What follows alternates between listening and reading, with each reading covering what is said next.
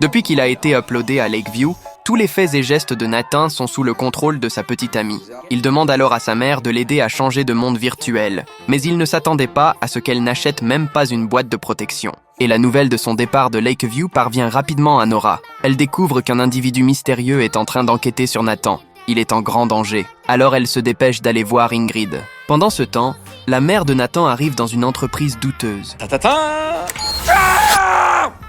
Qu'est-ce que c'est que ça? Salut. C'est pas vrai, je suis une lampe. Le vendeur lui présente un soi-disant paradis, mais c'est un véritable désastre. Aucun ne convient à Nathan. À ce moment-là, la sonnette retentit. C'est Ingrid qui arrive en urgence. Elle pense simplement avoir négligé les sentiments de Nathan récemment. Elle lui promet alors qu'elle uploadera elle aussi à Lakeview pour rester avec lui. Ingrid, il s'agit pas de toast à l'avocat. On s'est beaucoup disputé ces derniers temps et j'avais juste besoin de changer d'air. Nora? En voyant l'inquiétude sur le visage de Nora, Nathan prend finalement une décision. Il choisit de rester à Lakeview. Éjectez-le. Tout de suite.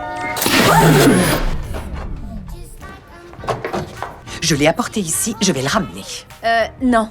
Nathan m'appartient. Ce n'est pas un objet, c'est mon fils. Au final, c'est Nora qui se manifeste. Au motif qu'Ingrid est la propriétaire du compte Lakeview, elle lui remet le disque dur. Mais une fois dehors, les deux femmes continuent de se disputer sans arrêt. Elles ne remarquent absolument pas l'homme étrange qui se tient à côté d'elles. Prendre. Oh non! Hé! Nathan, mon amour, j'arrête! Arrêtez cet homme! Il a volé mon petit ami! Ingrid s'effondre complètement. Dans l'eau, elle tente désespérément de récupérer le disque dur de Nathan. Mais Nora rassure la mère de Nathan. Elle lui dit de ne pas s'inquiéter. Je lui en ai donné un de cassé. Nathan est sur celui-là.